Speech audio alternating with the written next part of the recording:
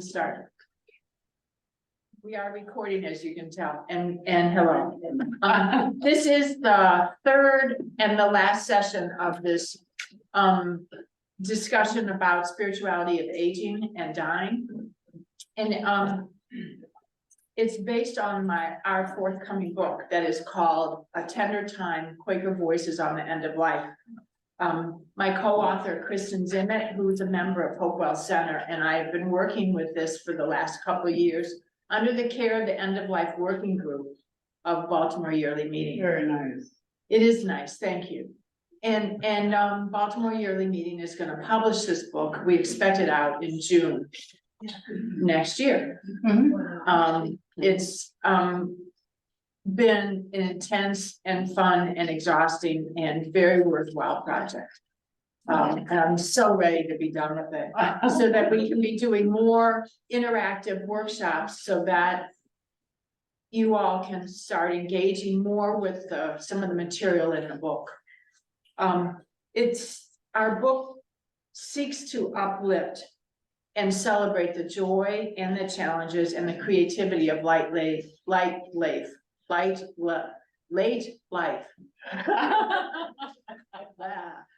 I'm finding it is one of my problems. You're right. You know what, Lauren? In the middle of this last couple of years, I've gone from young old to middle old. I mean, I'm noticing more and more. And Tony, I know Tony's here.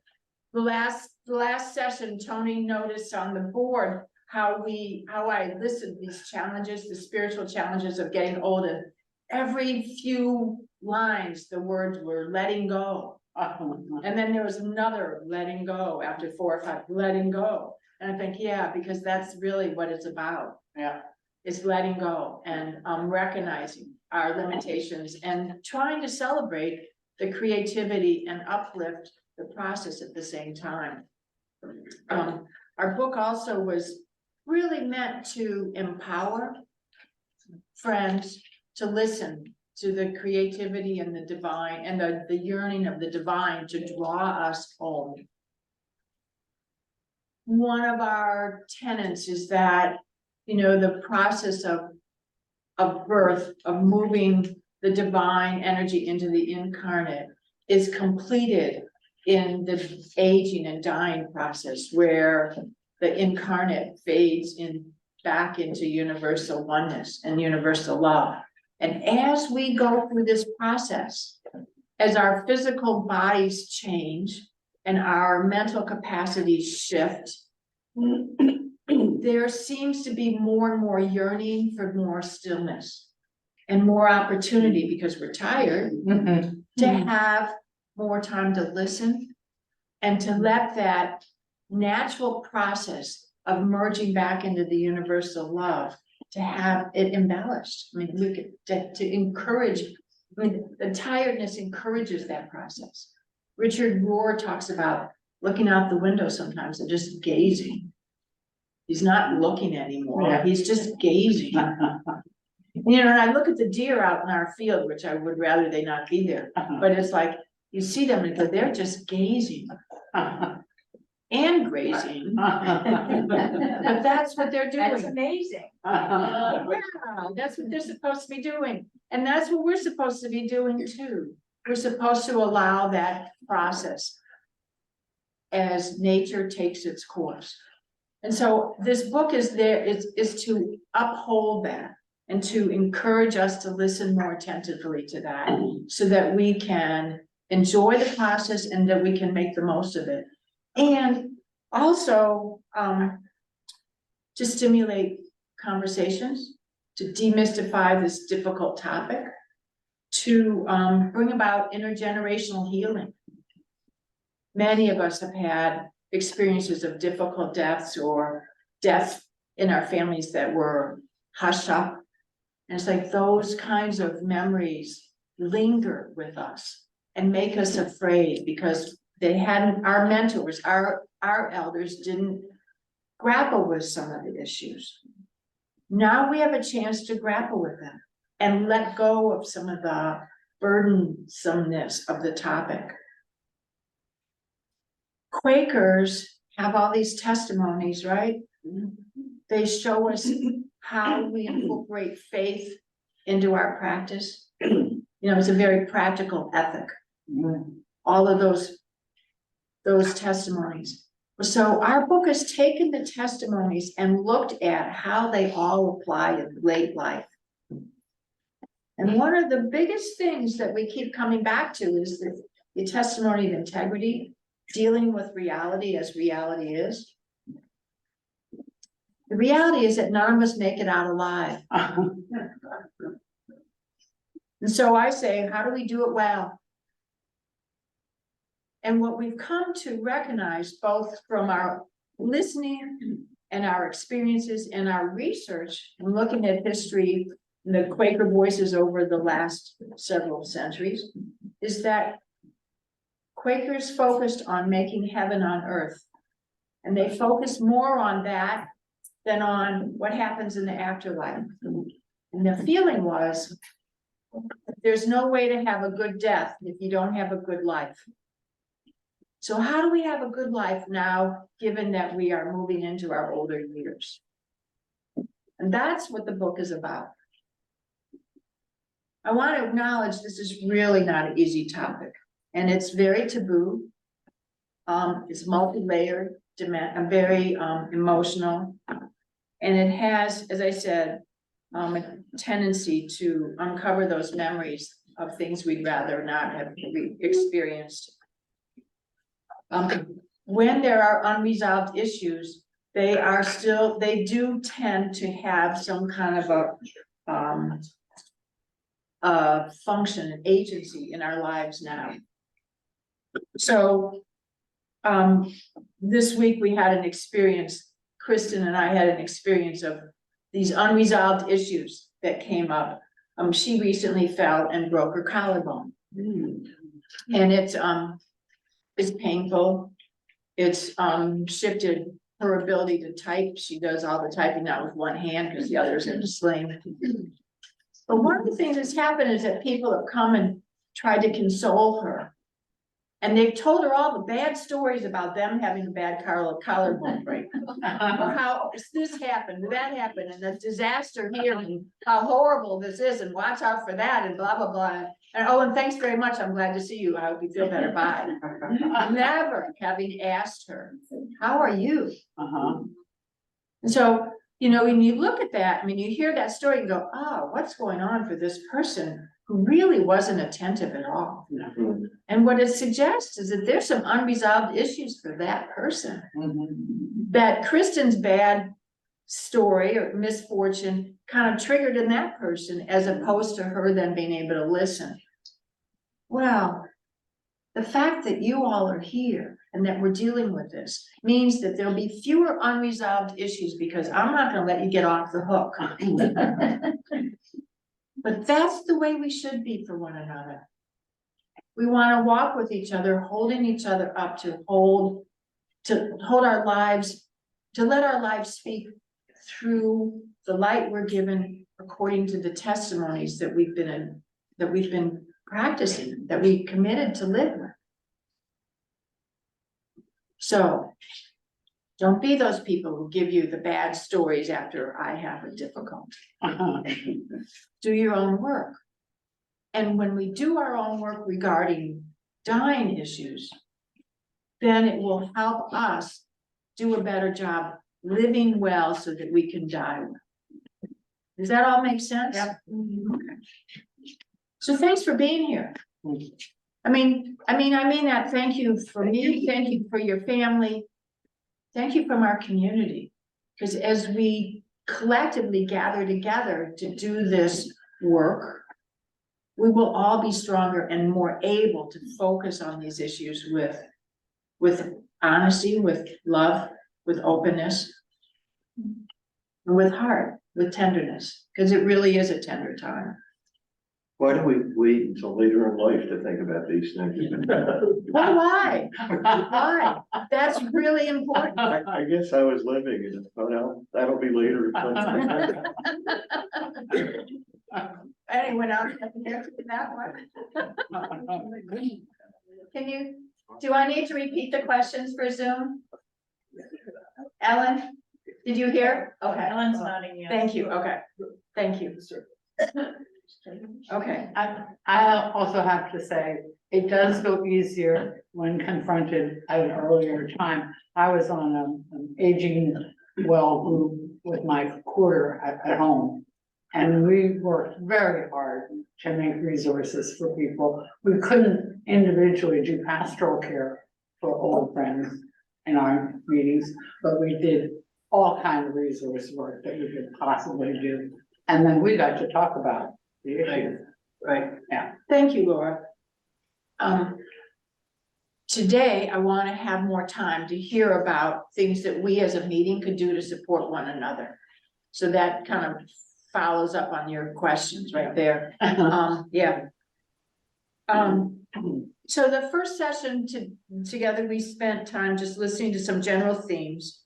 And we spent a lot of time getting details on advanced directives and medical orders for life-sustaining treatment. And I'm encouraged that I've heard from a few of you that have wanted to go over your advanced directives. And I have made an offer for the last several years. If anyone wants help with your advanced directive, I'm happy to sit down with you and help you interpret what those questions mean and how it might reflect what you would choose to do for yourselves. Last month, we shared a brief overview of some of the more common spiritual tests that we encounter when we get older and approach our deaths. There was much less discussion last time. I've been told by a few people, friends, that the thinking was deep and very personal, and the topics were quite provocative. So before we start today, I have a few questions for you. I want to know, especially for those of you who were able to tune in last month, what kinds of things have been on your mind since then? What kinds of things were stimulated by our conversation? And do you have questions? So I just want to throw that out. There wasn't a lot of feedback, and I was wanting to make sure that we were on the same page here.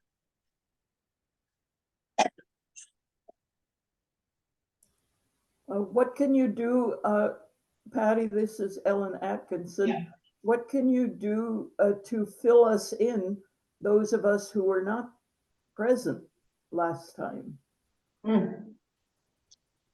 Anyway, for a synopsis or something. I think, what can I do? What I don't want to change today's program right now, Alan, but I know that Jim has the link for last month's program. And Jim, perhaps we can, or Rosalind, maybe perhaps we can publish those links from this 3 program recordings. Is that workable? Yeah. It'll be in the silent announcements, Alan. And that way, I think we can bring you up to speed. And today, the latter half hour, I want to go through a brainstorming together about what the meeting could do to support these questions. So that will be one of the things we can do, and I'd like to do more of that together today. Okay? Good. Any other questions today from last month? In going over some of the things that must be written around your end of life, were there questions about what to say to your children? Like, there are forms we fill out so our wishes can get followed. I have a book by AARP that's what your kid should know about when you die, but it's very cut and dry. It should be more spiritual, I think. There's a lot that we can say to children, and a lot of children that don't want to hear anything either. Yeah. And I'm gonna answer briefly. Yep. About push the topic nevertheless. this is really important to me, kids. Mhm. My own parents gave us a model. They sat us down and before they served us dinner, they wanted to have this conversation. And they stood up Mhm. and they took charge. Mhm. It was pretty effective. Yeah. No one was challenging that one. No. There's lots of ways of doing it. And 2.5 weeks ago, one of our sisters in life died. I mean, not the sister who was born to us, and she died unexpectedly. And she's 6 months younger than I am, which doesn't make her very young, but anyway. And her children, she'd been starting to work on what she wanted them to know and where things were and all that, but she hadn't gotten into it at all. And it's just made me feel like she didn't have a lawyer. She didn't have a will, or if she had a will, we don't know where it was. There's so much that was left to the kids and to us. We call ourselves the aunties and the uncles, because we lived in a house together. So I'm ready for this because it's so, right now, it's hard when you don't even know where to look for a will if there is one. I mean, how do we let people know that, and do we care enough to let them know it? So I'm ready to. right, Yeah, it's good. Yeah. so do it in your own home. Yeah. And that's why one of the things that we talked about last week, or last month, was letting go. Mhm. And the letting go is both physical of stuff Mhm. and emotional. And the yucky unresolved issues in life with family members. The letting go of subscriptions. I'm still getting subscription information from Sheila Bach, who moved out a year and a half ago. I mean, we need to cut the cord continually. It really is a process of cutting back to where we came from. Yeah. Simplify, simplify, simplify. Right. Because I see questions here. Anne, is there a question on your face? No, the only thing I just want to make sure everybody could hear the comments, Okay, and that was an important thing. Anne, I do remember your name, and said, I wanted to just make sure people could hear. thank you.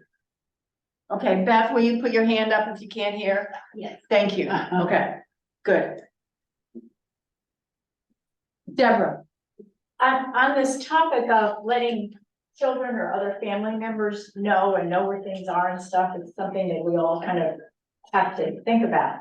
We have something called Ever Plans, and it's an online program into which you can load all of this information. And you can load your will in there and all of your contact people, your lawyer, your attorney, That's what. your passwords, and Yeah. your end of life wishes and whatever arrangements you made for your body or whatever, you can put all of that stuff on there and then just share that link to your family members. What's it called? Ever Plans, ever plan? Ever Plan. This, Is that a service you pay for? we must have paid something initially, I guess, I don't remember, Mhm. honestly, it was nothing significant Right, okay, if we. thank you. And you heard that online, Ever Plan? Mhm. Okay, thank you. Joan, Maybe this comes in the last half, but what a concern I have is the capacity for all of us, and maybe because there's all of us here, to help each other in this process, to support each other. Because as you said, it's hard, and it's very hard. And, we live in a community where a lot of us are aging. After a while, it maybe becomes too much, so, to accompany all the people that there are to accompany, so. So it's a capacity issue, I guess, for individuals and then for the community, holding all this, so. I don't know the answer. Right. Right. Let me see if there's any other questions in the back first. Okay, William, go ahead, please. So, are there societies that do, you think, a better job of preparing people throughout their life for the transition that we all make eventually?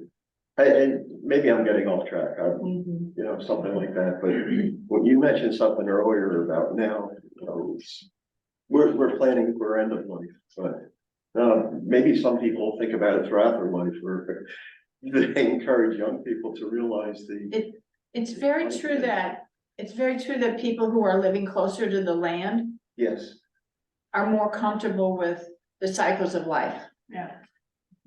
okay, I'm not an anthropologist or to have done that kind of research, but I do know it was much easier to lose our cat when we lived in the country, because we were able to watch the whole life and death.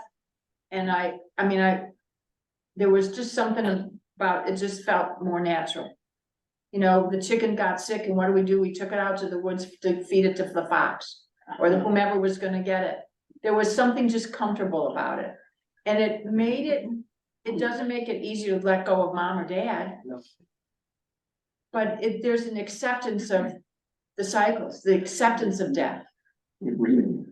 There's an understanding, it's more intuitive if you're closer to it.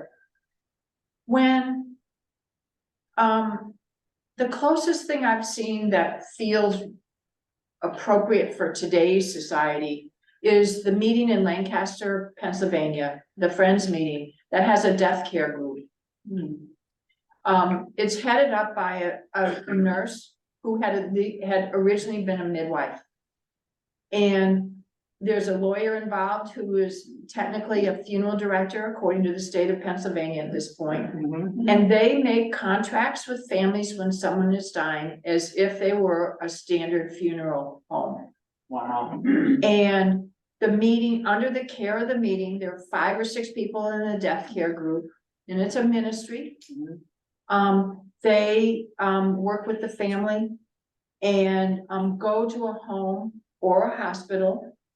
They're legally able to carry a dead body and prepare the body at the meeting house for death, prepare the shroud, and have a meeting for worship there at that meeting house if they're going to be buried in that particular cemetery with a green burial, or at another meeting house where there's going to be the burial.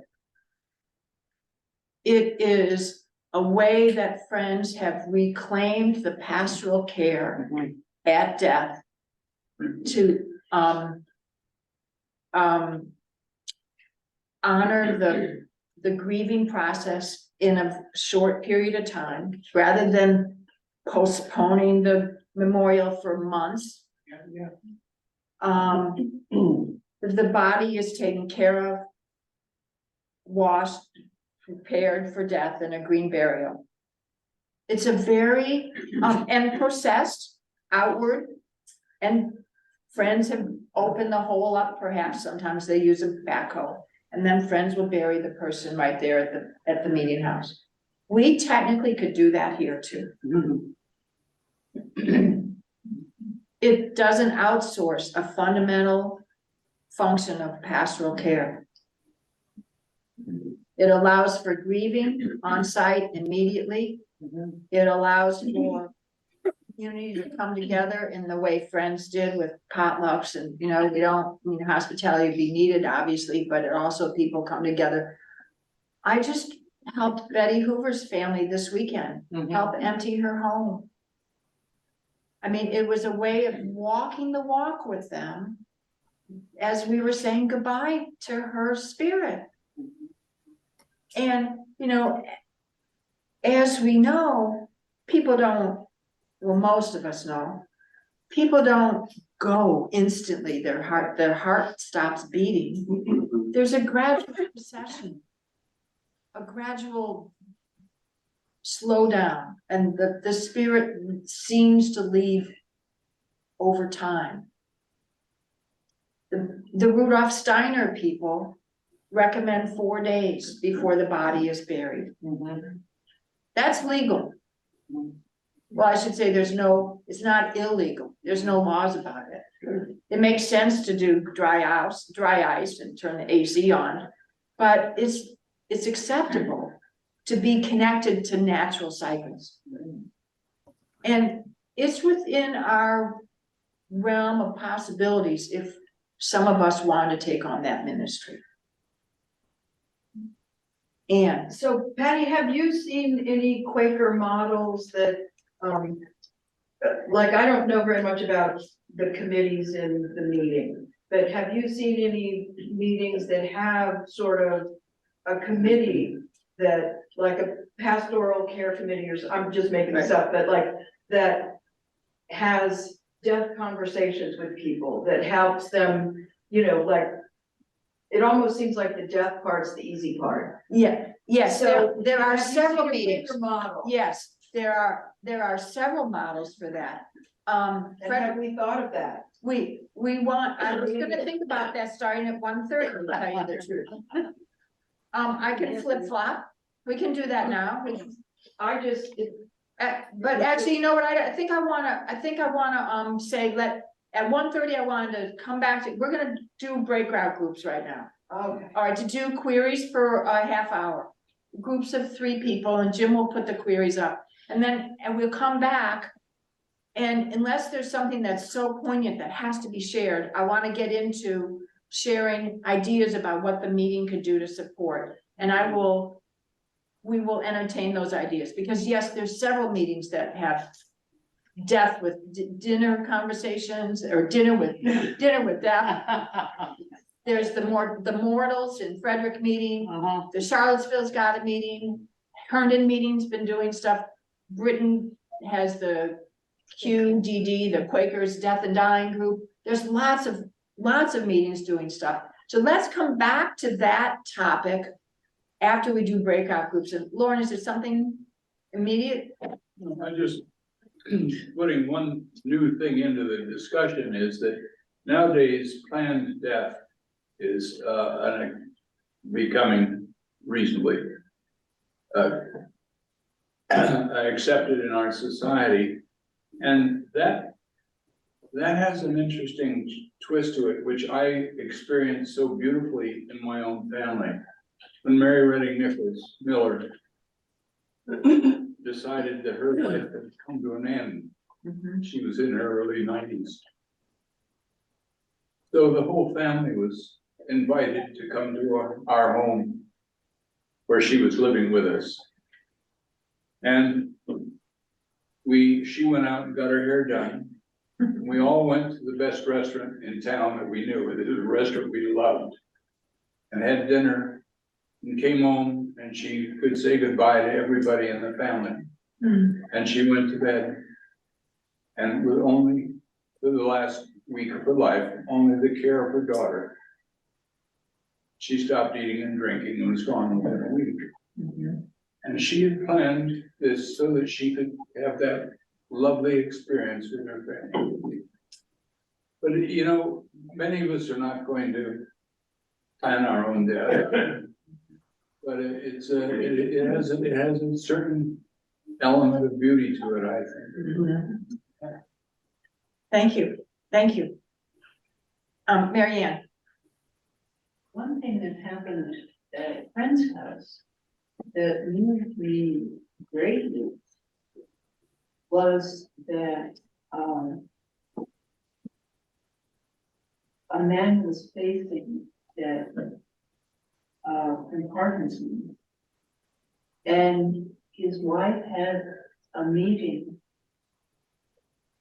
that brought together all of his friends, some by long distance on the screen like his, and some there just to talk about the wonderful things that he had done. And it was a celebration. It wasn't, there was like, that's so often happen Right. at, you know, the meeting. But it was such a wonderful experience, and you could see him glow, just glow, because it was such an amazing celebration. and his daughter was next to him, wiping the tears Sure. from his face, because with each speaker, I don't know, I've never seen so much joy on someone's face as was on his face. Thank you. And he passed away 4 days later.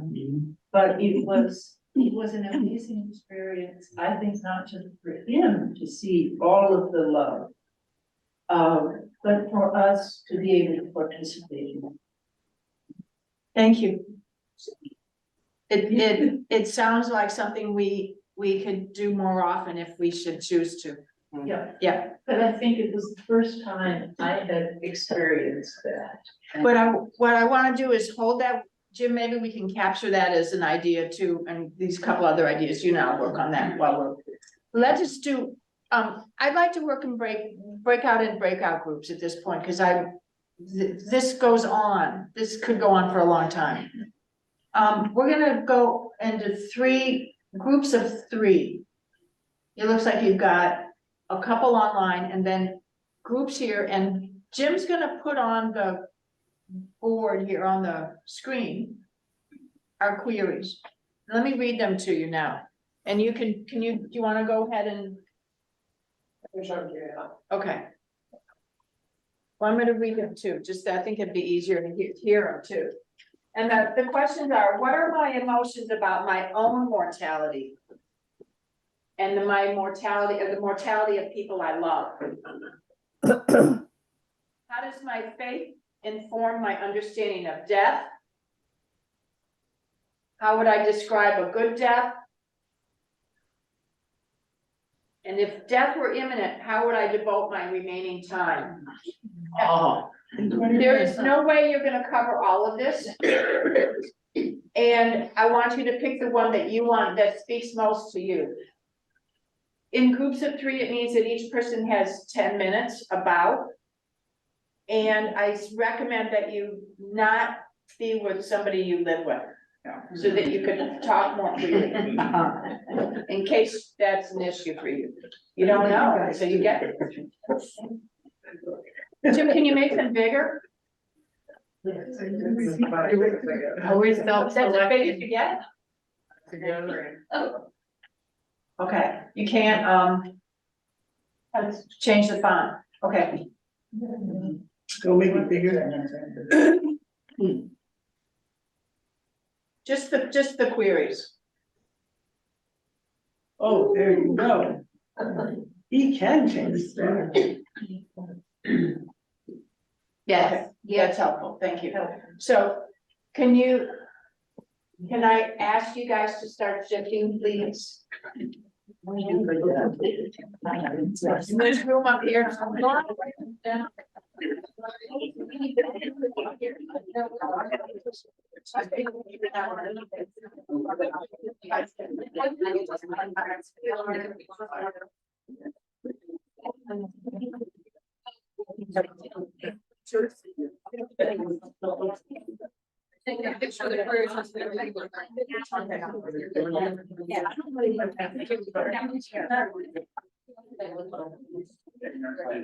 Yes. How about?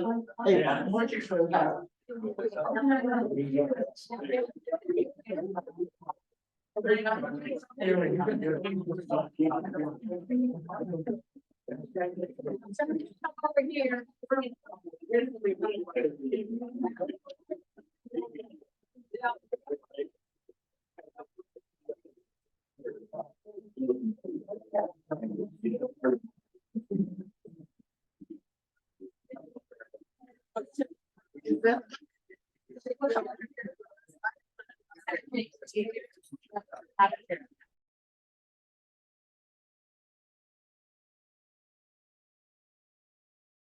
Capture this. Thank you. I want to capture some of this energy and these ideas that you have for how we can keep on moving with these conversations. It seems like people have been excited to be able to have the time together. And Anne's question to begin with, and Mary Ann's suggestion is taking us into the next step here. And the new queries I want to address together. Jim's going to do some recording as we come up with our ideas. And the new queries here are, how would I like my meeting to help me address my mortality? And what activities would you like to continue exploring in order to continue exploring this topic together? We've had a couple ideas already. One, Mary Ann talked about a celebration of death or celebration of life before someone dies. I just heard Rich talk about somebody who had decided to stop dialysis and had a several-day party as he declined. I wanna have a threshold choir. Oh, you wanna have I wanna be part of a threshold choir. a threshold choir, okay, a threshold choir. What is it? I don't know what that Okay. means. Oh, wow, it's the angels who sing around the deathbed. It's. Singing uh, out. it's Singing singing out. Singing out. out. I It's- still someone to be singing me out, okay. Okay, Threshold choir is the. what else could the meeting do? How would you like the meeting to help you? Joan, you had an idea earlier, you wanna bring that out? I guess it was just that the more of us that are involved, the better, because we all can do little pieces, and then none of us could be overwhelmed by, feeling you're taking on the whole of somebody, so, like I mentioned, and when Carol and I came over and did the oral history with Robin, which, by the way, I still have on my phone. And I don't know what to do. I feel like I should do something with it, but that felt like a small thing to do when Robin was passing, and something I was able to handle and other stuff. But that was just. Thank you. Let me hear from anyone else in the back. Barb. Well, it says ongoing committee to share, discuss, and I was in the other room, so I'm not sure. I would like some kind of ongoing group that needs for maybe personal support and just sharing together and maybe reading, but isn't a committee trying to do anything. Right. So that's a little different. I don't know what was. So you're right, so let's change that, oh, an ongoing group, right? Yeah, Like we had a Lowell Christie organized a dinner with death. It was a wonderful dinner. I remember, that's where I met Brooke Carroll, as a matter of fact, the first time. It was 10 years ago, at least. At least. Carol. We were talking about how the queries intertwine and how the thread that ran through our responses intertwine. And a lot of the focus on surrender and letting go was about strengthening being in the present moment now. So we were looking for ways, like for example, singing, ways that help you be together with others, strengthening your contemplative life now. As well as all these things we must do to get ready, but strengthening the living now as well as getting ready. It's kind of, they go together. Can you take that idea about what we would like and put that into some kind of a vehicle or a form to make that happen? Yeah, I can ask my wise colleagues and my simple. Great, but those wise colleagues back there always have good input. Wait a second. And, no, Okay, yeah, go ahead. what about if we form a committee, like a hospitality committee, it's like a death committee? And then it could figure out like lots of different things, like as a group, walk through how to get your business things in order, and then be prepared to go out to the community. Because I do feel like it's desperately needed and people can't take it on individually, Right, period, period. period. So that is that's dear to my heart. Death ushers. An ushering. Death usher. Well, that's sort of an idea but not at all what Ann's talking about. You're talking about some of the legal things. Well, no, I'm talking about the whole The enchilada. Like if there was a committee that said we could do a million different things. One, we can help people get their business stuff together. Two, we can have a list of people who will help you do your house. We'll have a list of people who help you negotiate the medical system. You know, like lots of different, and it's just a super egg formation thing now, but I love it. hospitality does a million different things. Right, I love it. They do a lot of different things. It's true. Now, here's a follow-up on that. Linda Nishioka, how do you say her name? Nishioka emailed me, and she said, let's have a fill the form party. That's what I'm talking That's what you're talking about, One fill of the the form. eight things, one of the Right, eight things. one of the many things that you could do, that committee or would group would oversee and get it going. Yeah, Patty, if you sat down, we might be able to see you. Oh, and Ellen, I have too much energy to sit down. Your head is cut off when you're There you standing. go. It's hard to sit. I'm one of those teachers that moves around. Okay, thank you. Mochiko, please. And all this is wonderful, but also for those of us where, silent meeting for worship. In our group, we were talking about how much of our early influence, carries on to the notion of comfort in death and dying. And that some of us felt that point of death is not, beyond that, it's not a nothingness. There's an enormous comfort in that. And that is the present time of meeting for worship, silent meeting for worship, where you can let go of some of your daily business, sometimes, not always. And when you do have, if you can, when you center down, you have this sense of spirit entering into the corporate earth spirit. And that to me is really empowering. To go out to the world, go out to the day life. And death and dying too, I feel, if you don't see an event of death as nothingness beyond, I have a sense that you can carry that sense of meaning with us, and among other things, wonderful things that haven't been mentioned. Mochiko, Yeah. is that different than, are you envisioning something different than going to meeting for worship regularly? I mean, how does that connect to what Anne's suggesting in terms of having some kind of a clearinghouse group that would support individuals who are moving toward death? I think it's the person who's going through the experience have one stronger feeling the other, but I think meeting for worship at transition time. So are you, It's a part of okay. Part of the plan, I think. So it's one of the ways that friends can support the dying process by vigiling Absolutely. and with meeting for worship at the bedside. Absolutely. That's what you're talking about.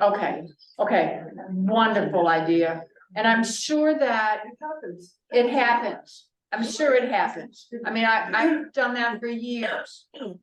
And yeah, Ellen Cronin had her hand up. okay, good, thank you. Alan Cronin, where'd you go on this screen? I don't see. I did have my hand up. I would appreciate your summarizing your dialogue with Michiko. Very hard to hear, Michiko.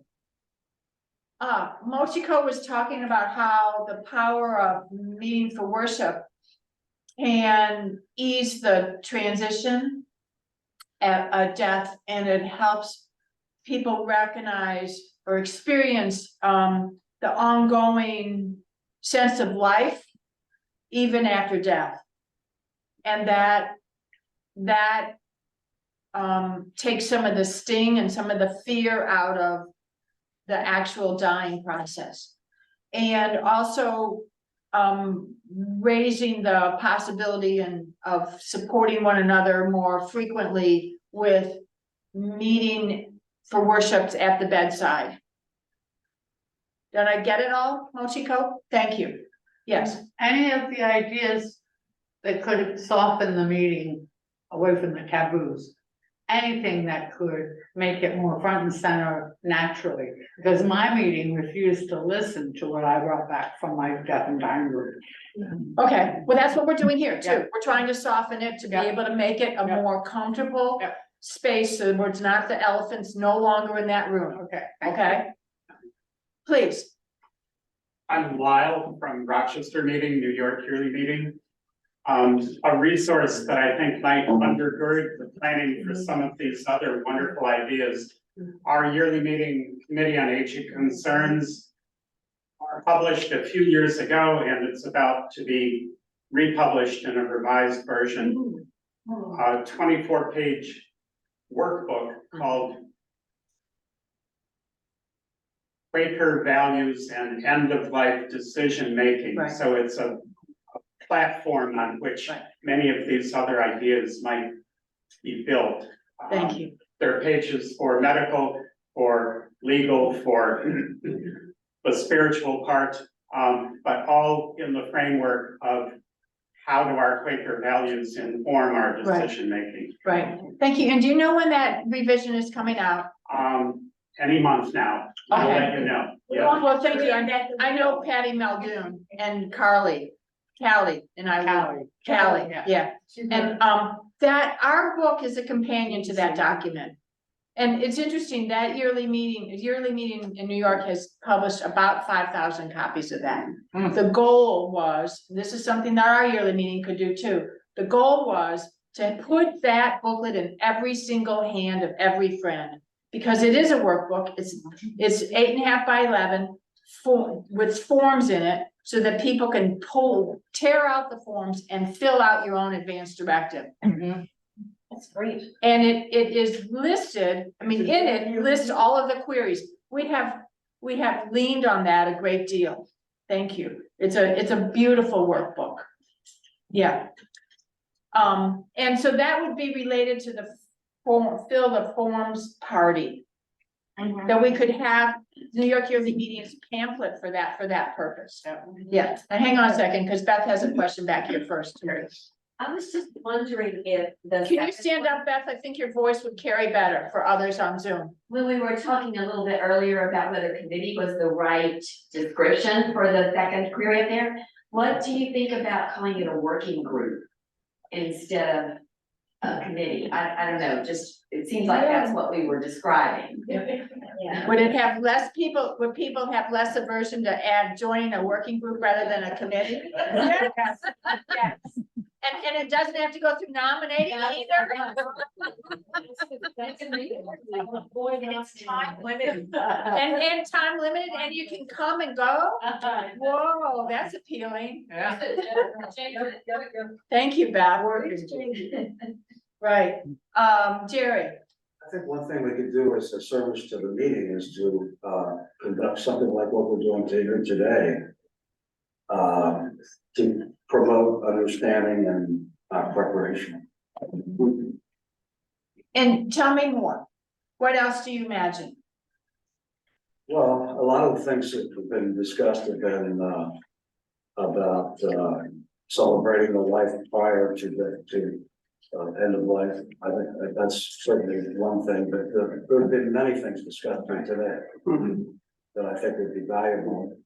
It doesn't have to be held every week or every month, perhaps once a year or something of that kind. I think it'd be very valuable to them. Okay, and so that's another thing the working group could do. Sure. I think we're, Can we change open? can we change what? Second one, The second line is, working group, wasn't it? Jim, the second line could be a working group. Ongoing working group, Next to the bottom. either way. There you go. Thank you. That's a change for number 2 rather than a new line. We don't need to edit when we're brainstorming. We can just throw the ideas up and we'll catch them. Okay. William, How does it work now? how does what work now? Well, in this meeting, let's say someone is ill, you learn. So does a care group get started immediately, or is it ad hoc, or? How does it work now? I know a number of care groups that have been started. Mhm. They've been requested by the people who are failing, They are. but as a personal request, Yeah. okay? And do those, what do they do exactly? They do what the person who's in need is requesting. Mostly they listen, they honor, they support, they give feedback, they worship, they laugh, They reminisce. they reminisce. They often do hands-on healing. They often support with ideas of maybe this, maybe they connect with family, with other resources. Sometimes they'll bridge within the family if there are issues. Lots of things. There's no limit. And they're sometimes time limited. I mean, Like the person dies. like the person dies, Thank you, Anne. but there are times when the group becomes so close that they don't want to let go either. Hmm. And so they then need to grieve together too. Sometimes they're under the care of ministry and council, sometimes they're not. Yeah. Sometimes the meeting knows of them, sometimes not. Sometimes the individuals of the committee continue in connection with the family. Sometimes the individuals may connect to the family and help support the memorial meeting. I'm still concerned that we don't have a minute of appreciation for Betty. And I don't know if anyone sent anything into Friends Journal for Betty Hoover. And I personally feel very strongly that memorial minutes are very, very valuable statements of the spiritual gifts and the spiritual leadings that have guided this individual into that ministry that they've been called. And that's something our meeting has not done as a matter of habit. Those conversations could be ongoing. And the sport committee could take a lead in that, or others might instead. Quite a bit. Quite a bit. I Just have a- let me catch Barb down here. I just want to say I've never been on one of these committees, but I've been in this meeting long enough to see that I think a lot of people have been, and I think our meeting has a real depth of resource and understanding and experience supporting friends in this way when they're dying. And, you know, like Patty said, sometimes it's an official support group, other times it's just friends that the dying person is gathered around him or her. But I think we really have a lot of experience with that. I want to say too, I've been on a support committee for somebody who asked me to help her as she was beginning to become a widow because her husband was dying and she wanted support in letting go. I also know people who are caregivers who wanted support committees. So there's no end to how we can walk the walk with each other. The support committee for my sister in Ottawa maintained contact with me through the memorial service. Right. And after I could talk to any of them if I needed something. Lauren, The support committee, might have another, opportunity to, smooth the process, I think. And that is that when people have a long-standing illness or an illness that's going to kill them, they're back and forth with the physician. But get so that they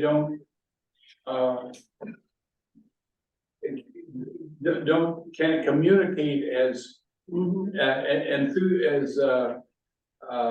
focus in such a focused way as they might have when they were not so ill. And I think a committee that was taking on the care, and I think of this as the easiest would be when your family is that committee that wraps around you, which I presume is what's gonna happen to me, because all my family lives within a hop, step, and a jump. But is that if I no longer can communicate with my physician adequately, I would think that it'd be all right for the committee to start communicating with the physician. I would think that would be something I'd want first to get that clear first, but that's another role that is, why not? Yeah. And there are people who don't have the remarkable family that you have to walk with, to help you. And so, and there's many meetings, there are many people who are alone. I was just gonna ask her. Yeah. Many, and I've How do seen, you know when some people will hide for a long time, their illness or whatever. How do we make it, how do we open it so people know that if they're in need? that's what we're doing here. We're demystifying the topic and talking about the elephant that is in most living rooms. And be an example. Be an example, thank you, be an example. Yeah. Yeah. Now, Beth, did you have another? The only thing I was thinking is, what Laura was describing, I don't know what legal things would have to be done in order for somebody who is not a family. So, you know, having a group that could articulate and provide whatever form so that you don't get to that point with the doctor where you can't go into the room. Right.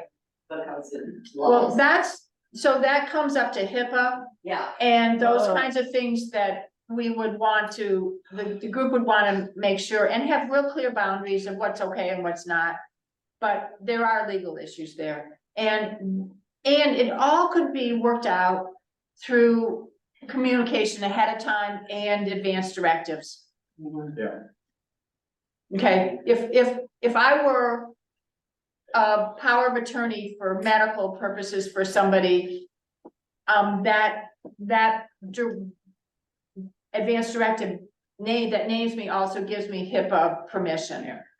Okay, But I think at most reasonable physicians, if someone is spiritual close to a dying person, is going to. He wants to do the best he can, and if he did, that's where he's gonna get his physician, information. I think most physicians would accept it, whether, it's, the legal thing is things have, too. yeah, I don't wanna go down that road. Things have changed since you were out, let's not go down that road, No, Sorry. things have changed. Yeah, I've been out of practice for 23 years. Joan, Something positive, I had a procedure done at MedStar last week, and in the pre-interview, while I was waiting to go into the procedure, they wanted to know if I had an advance directive, where it was, whether I had a most form. And at friend's house, we have these little file for life, and I said, my most form is in there. On my refrigerator door, and I told them that.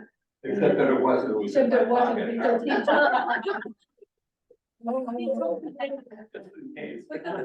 Thing was that they asked all those questions at MedStar. Yeah. Pre-procedure. right, So I was impressed by that. yeah. They do that through Hopkins also, because I was. Did you say they do that through hospice? Hopkins. Hopkins, they do that at Hopkins, okay, okay. Yes, Right. that as well. Are you understanding here online? Oh, Rosalind has her hand up, good. I was just going to say one of the really important things that a committee can do is to go to appointments with the person when they start getting to the point where they're not as clear, their memory is not as good, and that way you can also understand what's going on better and be better able to support the person in what's going on and to communicate with the committee of what's going on, and providing rides in general is something that's really important for a committee to be able to do. Thank you, yeah. There are other comments here? Well, it's clear that we have, yeah, Deborah. A lot of this has been kind of in the realm of thinking of what we can do for somebody, and supporting somebody. And I need to say that having been in a couple of support groups like this, I gained so much. It was a gift to me to be with somebody as they're dying and as they're declining and, you know, all of that. You know, it's not just about the other person, it's about what we all give to one another, sharing in this process. Right. It can be just profound. Very profound. Yeah. Yeah. Yeah. I just think of music boards. Yeah.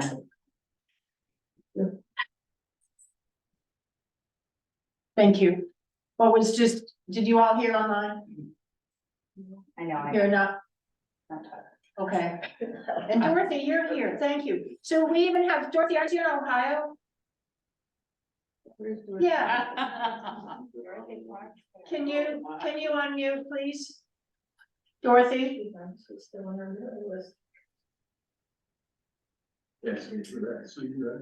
That's good. Thank Close. you. Well, we are talking to you. We're happy to see you again. And I'm wondering from a distance, is there something that we could do for you? She's muted, okay. She's muted. Yeah, She needs to unmute. she doesn't know. Trying. She looks like she's trying. It's all right, she's trying. It's okay. That's all right. We just want to say hello and tell you we're thinking of you too. Okay, very good. Okay. Janet, you had your hand up a bit ago. Do you have anything still? I was, And if you stand up, it'd be helpful. one thing that I'm wrestling with, and I think other people are, is that not quite ready at death, but close, but going through some bodily, physical things that are extremely hard to deal with. You know, I mean, it's wonderful to talk about, when death, when and then it's imminent, within days or hours or a week or whatever, but there's the process getting up to that point, I think, which, we can have a lot of support. And the other thing, was that, I have a family member who, fell over on the kitchen floor and, it wasn't imminent. We knew that his health wasn't good, but it didn't seem to be imminent. And when that happens, I mean, my thought is that family needs a lot.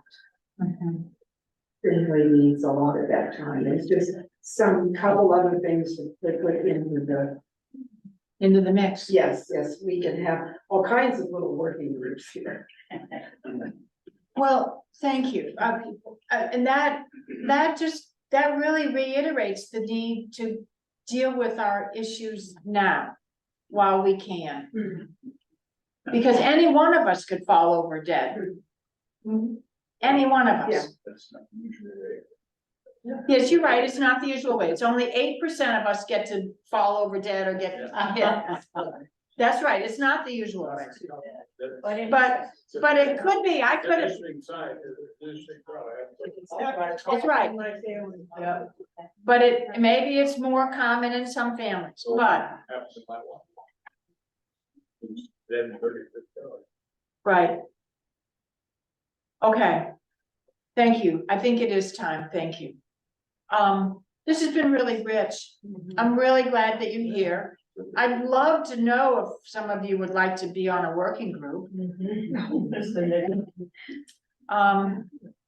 us to raise hands? How do you want people to let you know? Can you want to raise hands? Somebody want to write them down? That's a good idea. And you want to write them down? That Ann, we know Ann. Okay, I think you have several people on the list. Another Ann. Come up to Ann Thompson And get your name. and give your name. That would be delightful. Right. This could be the new aging rendition. Yeah. I Um, also calling it working group is this. Ann wants, Patty, Ann wants the names. Ann wants the names, or somebody be willing afterward to come up, Go up to Rad. to come up to. Is there anybody on Zoom before they go away?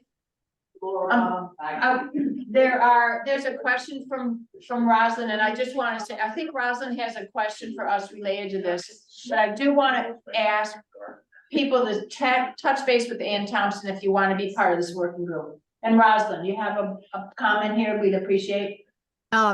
Actually, just a reminder that a working group is under a committee.